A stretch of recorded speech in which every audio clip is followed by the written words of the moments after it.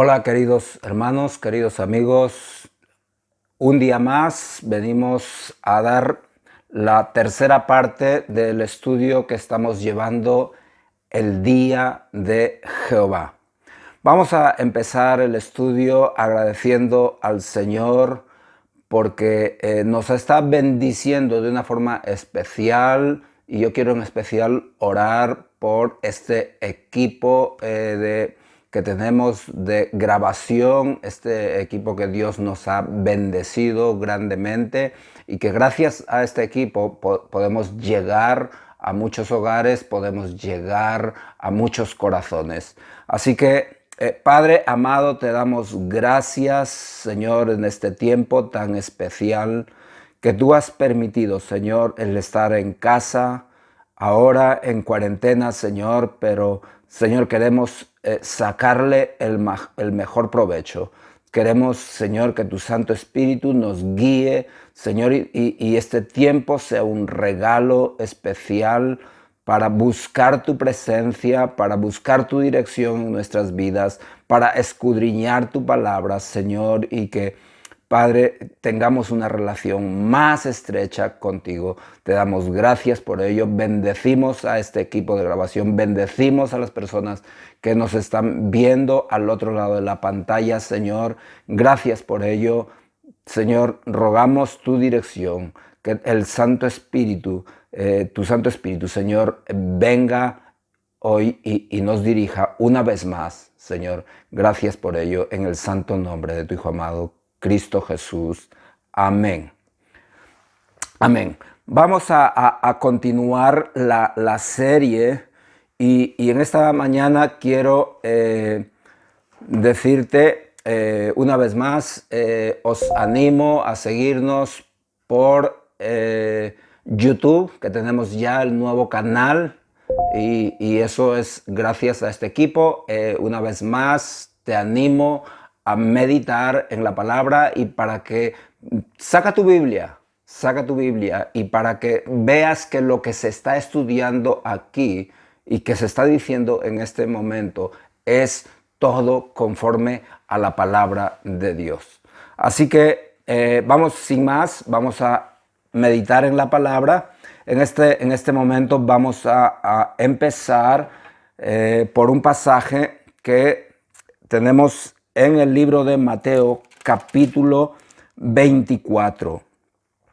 Aquí, capítulo 24 de Mateo nos habla acerca de los tiempos del fin, ¿vale? Y es lo que estamos estudiando en este momento, pero aquí los discípulos le preguntan personalmente al Señor Jesús y observa cómo suceden las cosas. Dice, cuando Jesús salió del templo y se iba, o sea, el templo de Jerusalén, si hoy estuviera en pie, sería una de las más preciosas maravillas del mundo, ¿vale? Imagínate el templo, pues por dentro todo cubiertos de oro, de piedras preciosas, o sea, era una maravilla, ¿vale?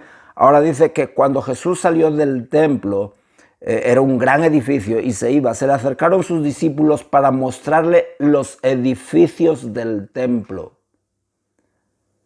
O sea, ellos maravillados, entusiasmados por esta maravilla, agarran y le están hablando a Jesús para mostrarle. Y entonces respondiendo él les dijo, ¿veis todo esto? O sea, en medio de esa emoción que tienen los discípulos, o sea, Jesús observa cómo les responde. ¿Veis todo esto? De cierto os digo que no quedará piedra sobre piedra que no sea derribada. ¡Wow! O sea, es como estás tan ilusionado, tan entusiasmado, mostrándole al Señor y de repente Él te dice, ¿sabes que todo va a ser destruido? ¡Wow! Es como que te quedas, wow, no me espero. Esta respuesta es la que no nos podemos esperar, pero es Cristo el que está hablando. Así que ellos se quedan allí y en ese momento Jesús está caminando, vemos que sale del templo, Y luego en el siguiente versículo nos encontramos que está en el Monte de los Olivos. Ahora, yo me imagino que desde salir del templo hasta caminar todo ese camino y llegar al Monte de los Olivos, me imagino a los discípulos, este pensamiento no se les va de la cabeza y están caminando, pero sigue eso en su cabeza. Hasta que llegan al Monte de los Olivos y Jesús se sienta. Y dice, y estando él sentado en el Monte de los Olivos, sus discípulos se le acercaron aparte diciendo, dinos, ¿cuándo serán estas cosas? ¿Cuándo va a suceder estas cosas? ¿Qué señal habrá de tu venida? Wow, ahí está la segunda venida de Cristo y del fin del siglo. Ahora, lo que ellos están viendo es todos unos acontecimios, pero ellos los están juntando como que todo va a suceder en el mismo momento. No, los acontecimientos son reales. El asunto es que ellos no están distinguiendo los tiempos que hay entre una cosa y otra. ¿Vale? De hecho, la destrucción total del templo y donde no quedó piedra sobre piedra fue en el año 70. ¿Vale? En el año 70 se destruye, se incendia Jerusalén, se incendia el templo y absolutamente todo queda destruido. Y a partir de ese entonces desaparece Israel como nación. ¿Vale? Así que el Señor empieza a responder y dice, mirad que nadie os engañe y da señales y terremotos y hambres y pestes y guerras y etcétera, etcétera. El Señor da y dice, pero aún no es el fin. O sea, estos son solo lo que luego llama el principio de dolores. ¿Vale? Y creo que estamos en ese tiempo, principios de dolores, ¿vale? Ahora, todavía ni siquiera hemos entrado en el tiempo de la tribulación. O sea, estamos solo al principio de los dolores, ¿vale? Ahora, lo que sí es interesantísimo y quiero que entiendas es el versículo 14, dice, y será predicado este evangelio del reino de Dios, del reino celestial. El evangelio, las buenas noticias de salvación que a ti llegamos a través de este medio, es el evangelio del reino de los cielos, el evangelio de la salvación, la promesa de salvación. Así que dice, y será predicado este evangelio del reino en todo el mundo para testimonio a todas las naciones y entonces vendrá el fin. Oh, déjame decirte, querido oyente, querido hermano, es gracias a esta tecnología, en estos tiempos, cuando el evangelio está llegando donde nunca antes jamás llegó. Hay rincones en la tierra donde nunca antes llegó, pero gracias a esta forma y a estos tiempos, a toda esta tecnología, que el evangelio está llegando hasta el fin, hasta los confines de la tierra. Y dice el Señor que cuando llegue ese momento que ya todos los rincones de la tierra haya llegado el evangelio, entonces vendrá el fin. O sea, pregunto, ¿no estamos acaso a las puertas? ¿No estamos acaso a las puertas? Así que te animo a tomar muy en cuenta y a interesarte y a investigar acerca del evangelio del reino de los cielos. ¿Vale? Ahora, en esta oportunidad estamos estudiando acerca de el espíritu de Elías, que vendrá en los últimos tiempos. el espíritu de Elías. Elías, un profeta que vivió aproximadamente el año 800 antes de Cristo, ¿vale? Aproximadamente. Y que luego el espíritu de Elías vuelve a venir a través de Juan el Bautista. Juan el Bautista tiene el espíritu de Elías, ¿vale? Y el espíritu de Elías tiene ciertas características. Vamos a estudiar en especial 3 características del espíritu de Elías, ¿vale? Ahora, la primera característica del espíritu de Elías es que Elías se enfrenta y denuncia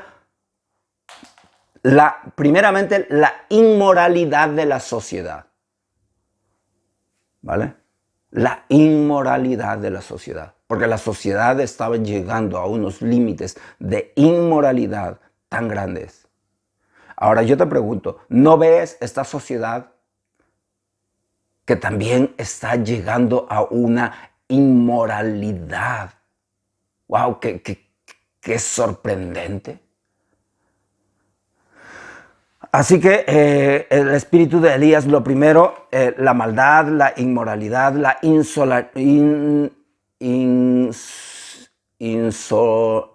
no es solidaria, no es solidaria, ¿vale? Así que, mira, vamos a ver el libro de Lucas, capítulo 3, del verso 10 al 14 leemos. Y la gente le preguntaba diciendo, entonces, ¿qué haremos?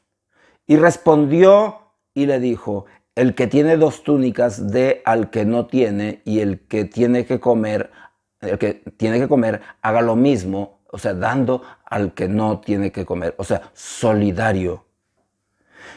Así que, y vinieron también los publicanos, o sea, los cobradores de impuestos, aquellos que la sociedad lo tachaba como hombres que habían traicionado a su patria, que habían traicionado a Dios, que eran corruptos y pecadores.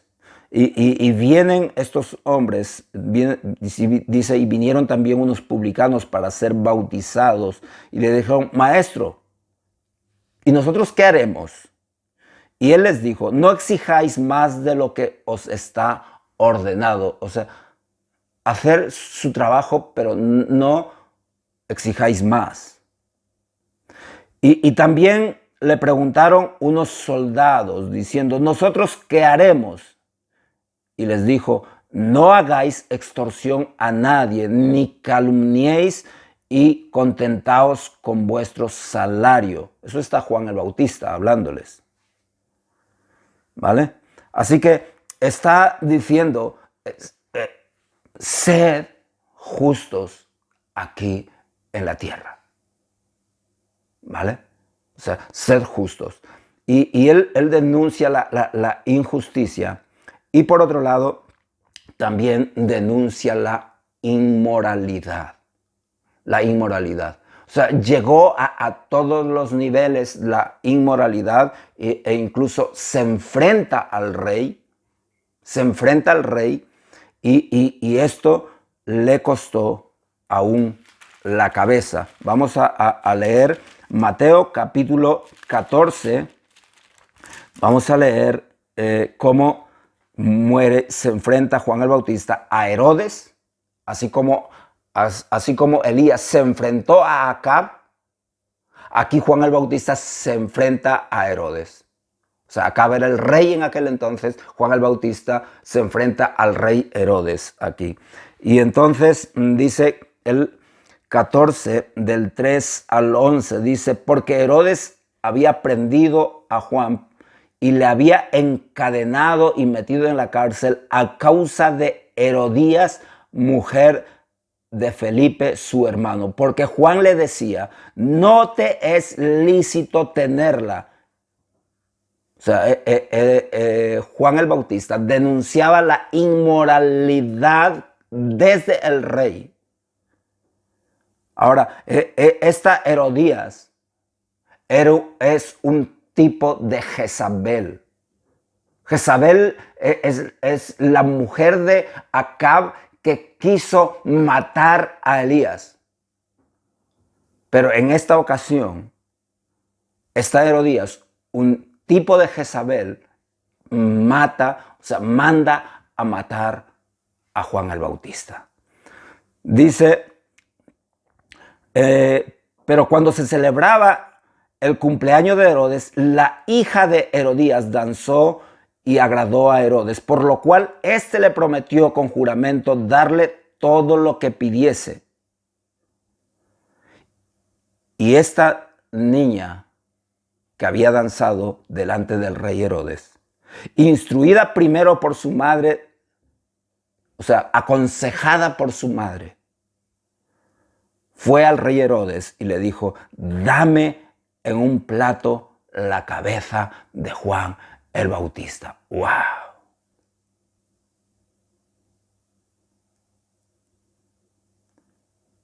Y fue traída la cabeza de Juan el Bautista. Ese es el espíritu de Elías en Juan el Bautista.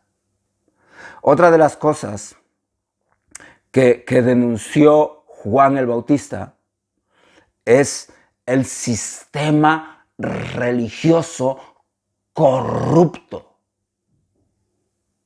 la falsa fe, la idolatría, todas aquellas cosas que ponían a la tradición como más importante en todo.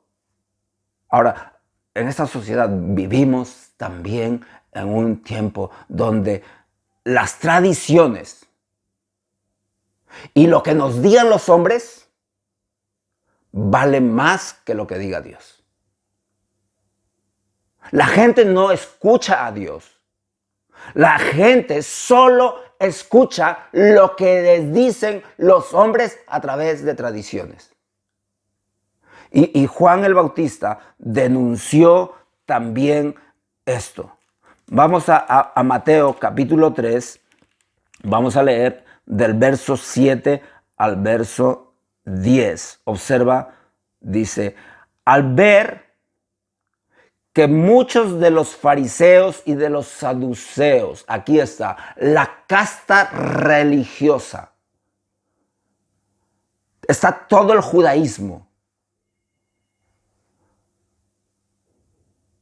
todos los principales líderes de la religión judaica, los fariseos y los saduceos, venían a su bautismo.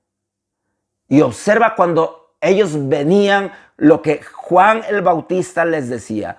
Generación de víboras. ¡Wow! Generación de víboras. Mira, la víbora, la serpiente antigua, que es Satanás. Juan el Bautista le está diciendo, vosotros sois hijos de la serpiente antigua, o sea, hijos de Satanás. ¡Wow! Abre tus ojos, porque aún en esta sociedad y en estos tiempos, ese mismo espíritu religioso, idólatra, está delante de tus ojos y aún tú no lo ves. Pero necesita que se levante alguien con el espíritu de Elías para denunciar. Así que Elías les dice, generación de víboras, o sea, hijos de Satanás. ¿Quién os enseñó a huir de la ira venidera? Les está diciendo, wow. El día de Jehová viene y ustedes están tan engañados que piensan que escaparán de ese día. Aquí le dice, la ira venidera es precisamente el día de Jehová. ¿Quién os enseñó a escapar de ese día? O sea, el que os ha enseñado con esas tradiciones os ha engañado. Es lo que está diciendo. Y dice, y no penséis decir dentro de vosotros mismos, Abraham tenemos como padre. ¿Ves? Está diciendo, no penséis que tenéis una tradición y la tradición os va a librar. Porque yo os digo que Dios puede levantar hijos de Abraham aún de estas piedras. Y ya también el hacha está puesta a la raíz de los árboles. Por tanto, todo árbol que no da buen fruto será cortado y echado en el fuego. El fuego, en este caso, es símbolo del juicio de Dios que manda a aquellos que están idolatrando, a aquellos que están en una religión. Fuego significa el infierno. El infierno. Así que ya tenemos tres características. Y por último, la última característica de el espíritu de Elías es que, primero tenemos, la primera característica es que denuncia la que no son solidarios, ¿vale? Y la inmoralidad. Segunda característica, que se enfrenta al mismo rey, ¿vale? Y denuncia la inmoralidad. Y la tercera característica es se enfrenta al sistema religioso. Denuncia el sistema religioso, ¿vale? Mucha idolatría, mucha religión, mucha tradición. Y por último, la cuarta característica es que Juan el Bautista es muerto por el rey. Es muerto por el rey, ¿vale? Y es exactamente lo mismo que vamos a ir ahora a Apocalipsis capítulo 11, ¿vale? Donde nos habíamos quedado en el anterior vídeo, ¿vale? Y leemos, vuelvo a leer a partir del verso 7, ¿vale?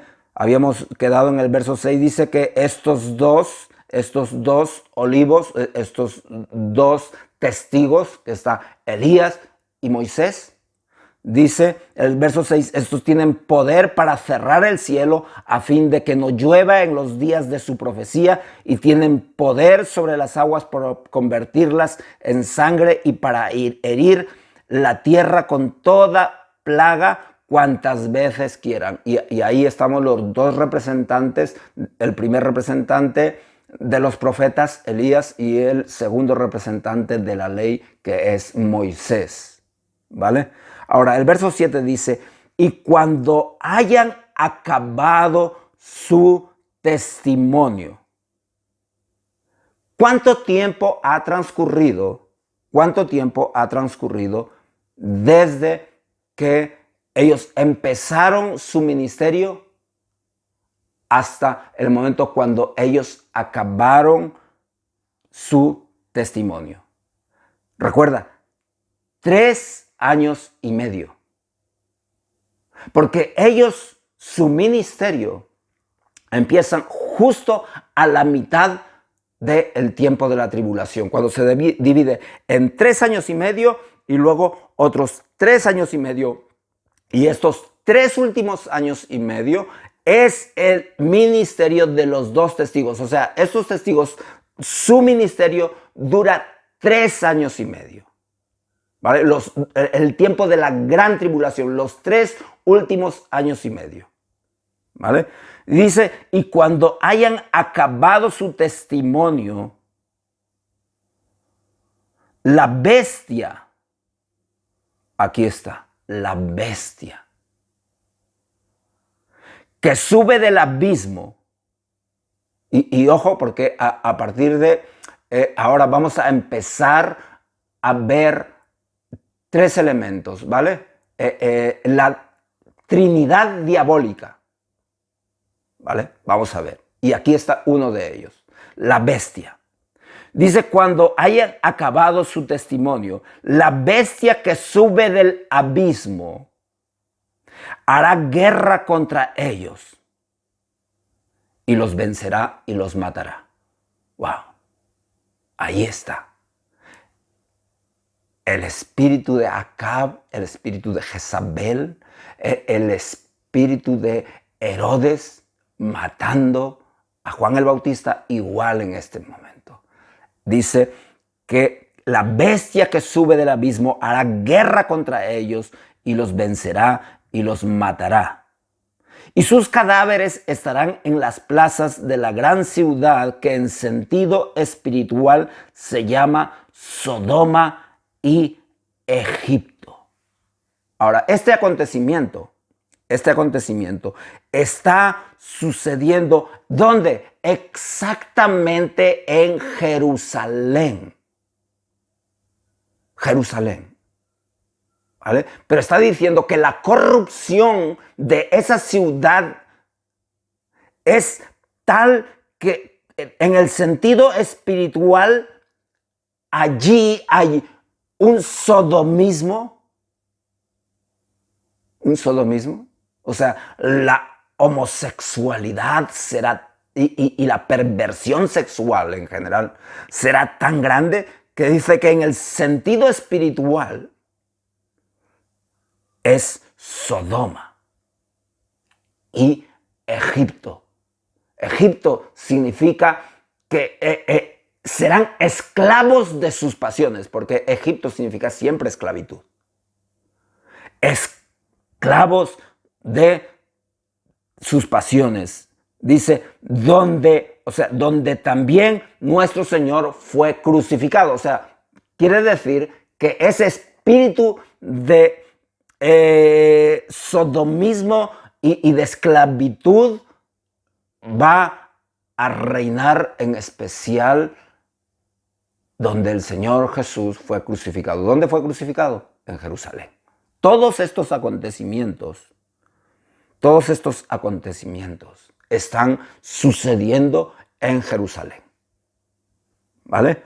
Ahora, verso 9 dice, y de los pueblos y tribus y lenguas y naciones verán sus cadáveres por 3 días y medio y no permitirán que sean sepultados. Ahora, ¿os recordáis hoy en día, ¿no? Para mí fue impresionante. Me acuerdo hace muchos años cuando las Torres Gemelas fueron atacadas y fue impresionante ver cómo en vivo y en directo de todas partes del mundo estábamos viendo aquel acontecimiento gracias a la tecnología. Y la tecnología hoy ha avanzado muchísimo. Así que este acontecimiento que está sucediendo en Jerusalén lo están viendo todo el mundo. Todo el mundo. Dice, y los pueblos y tribus y lenguas y naciones verán sus cadáveres por 3 días y medio y no permitirán que sean sepultados. O sea, las cámaras estarán allí y todo el mundo lo verá. Verso 10 dice, y los moradores de la tierra, wow, los moradores de la tierra se regocijarán sobre ellos y se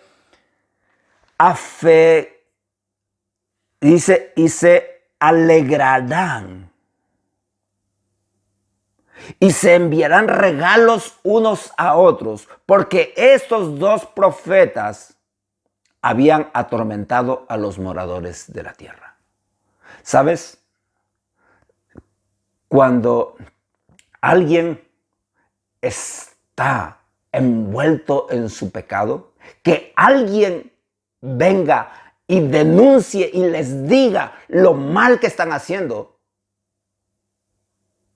estos que están pecando, lo único que quieren es venganza. Lo único que quieren es que desaparezca, porque ese que les está diciendo y les está hablando de sus pecados, ese es un tormento para ellos. Así que cuando esos dos testigos, mueren y es muerto además por la bestia. Estos hombres se alegran y se envían regalos. Y dice en otro pasaje, ¿quién como la bestia? ¿Quién podrá hacerle frente? Y el pueblo se alegra y adoran a la bestia. Y dice el 11, y después de 3 días y medio entró en ellos el espíritu de vida enviado por Dios, y se levantaron sobre sus pies, y cayó gran temor sobre los que lo vieron. Y oyeron una voz del cielo, wow, que decía, subid acá. Y subieron al cielo con una nube, y sus enemigos los vieron. Y aquella hora hubo un gran terremoto, y la 10ª parte de la ciudad se derrumbó, y por el terremoto murieron 7,000 hombres. 7,000 hombres. Ahora, los 7,000 hombres, solo, recuerda que es en la ciudad de Jerusalén. Porque dice, y la 1/3 parte de la ciudad. Ahora, todos estos acontecimientos están solo ocurriendo en Jerusalén. Ahora, ¿qué ocurre en el mundo entero? ¿Qué está ocurriendo en el mundo entero? Es allí cuando vamos al capítulo 12 de Apocalipsis y nos va a describir, porque el capítulo 11 nos está describiendo lo que está sucediendo en Jerusalén. Pero en el mundo entero está sucediendo otras cosas. Y el capítulo 12 nos da una vista panorámica de lo que está sucediendo en el resto del mundo. ¿Vale? Así que el capítulo 12 es paralelo, o sea, el mismo tiempo que está sucediendo las cosas en Jerusalén, ahí con los 2 testigos, es un capítulo paralelo, pero en el mundo entero, ¿vale? Y tenemos aquí el dragón, la mujer, el dragón, y vamos a ver a la bestia, el falso profeta, Satanás en persona. O sea, vamos a empezar a ver la Trinidad diabólica para llegar justo, todo lo que ellos van a hacer, para llegar luego justo al juicio, al día de Jehová. Y cuando llegue ese momento, entonces viene ese momento con la venida de Cristo, ¿vale? Pero quiero llevarte ahora a la pizarra. He preparado una pizarra para que más o menos tengas una idea de los tiempos y de los acontecimientos, ¿vale? Los tiempos y los acontecimientos. Así que vamos a ver, quiero explicarte un poquito, ¿vale? A ver si por aquí nos ves, ¿vale? Ahora, quiero explicarte este cuadro que he hecho. Mira, ve, nosotros aproximadamente estamos en este momento, ¿vale? En este momento, ¿vale? Y este es el tiempo de la gracia, el tiempo del Espíritu Santo, el tiempo de la iglesia, ¿vale? Ahora, cuando esté finalizando el tiempo de la iglesia, viene el tiempo del arrebatamiento, ¿vale? El tiempo del arrebatamiento. Y quiero llevarte un momento a Primera de Tesalonicenses, capítulo 4, ¿vale? Vamos a ir un momentillo para que veas este momento, ¿vale? Primera de Tesalonicenses,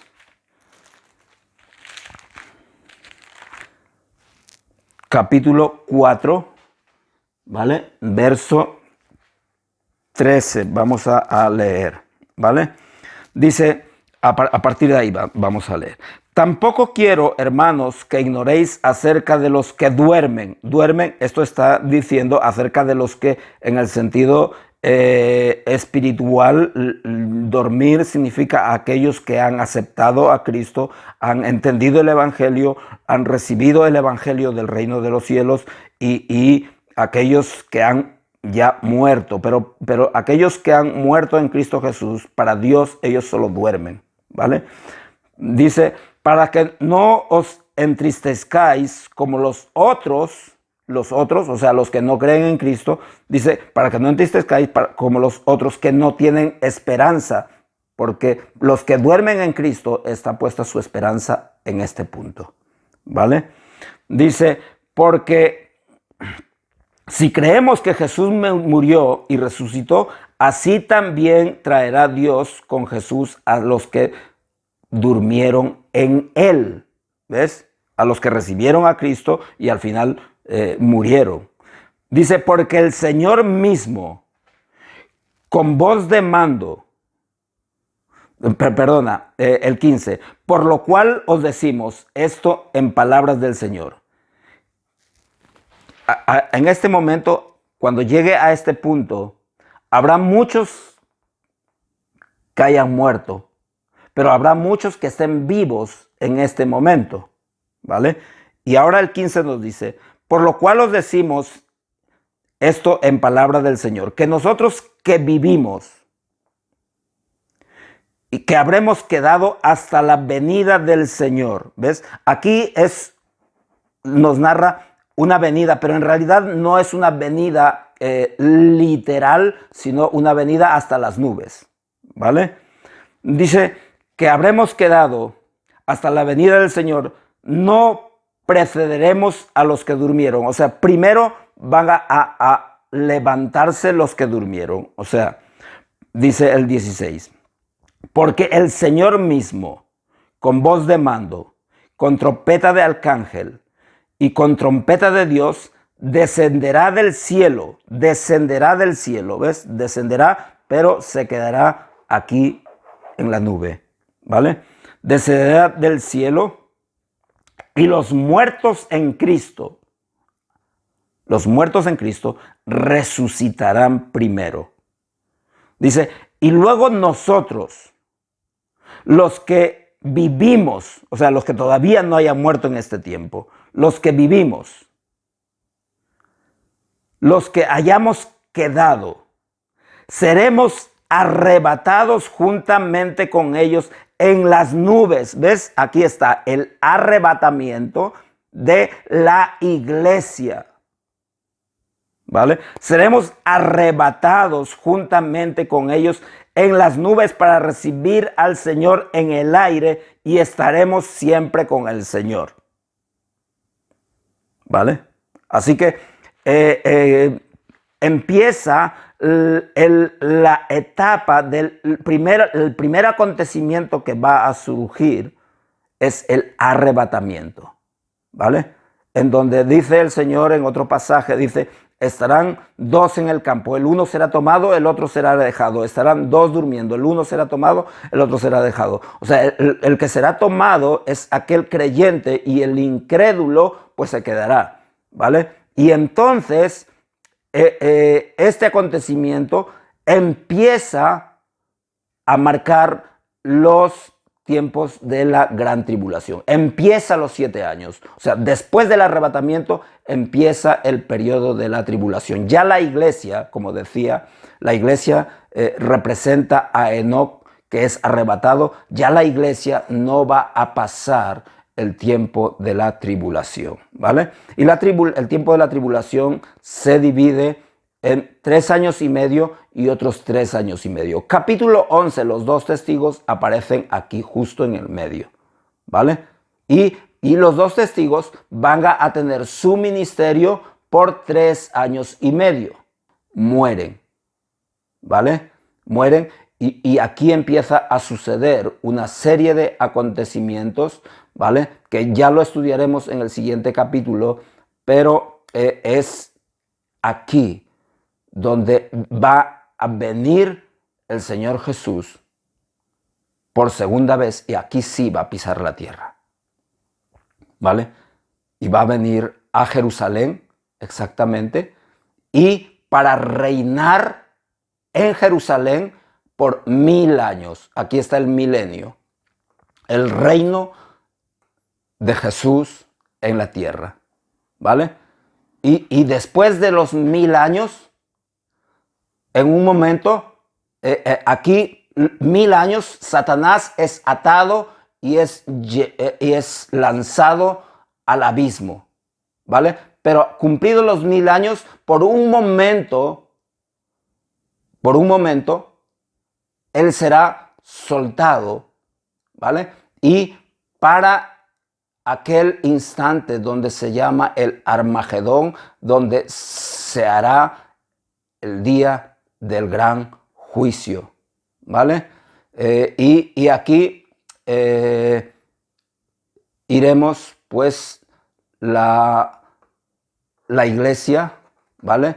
Donde será ya después del milenio el reino eterno de Jesucristo y el juicio que se irán al lago de fuego, ¿vale? Así que más o menos estos es los tiempos marcados por la Biblia. Y bueno, vamos a dejarlo allí para el siguiente capítulo, centrarnos a partir de este punto, ¿vale? Bueno, os dejamos ahí. Espero que para mañana estéis todos atentos, porque viene la última parte, ¿vale? Gracias, hermanos, que el Señor os bendiga y nos vemos mañana aquí mismo. Bendiciones.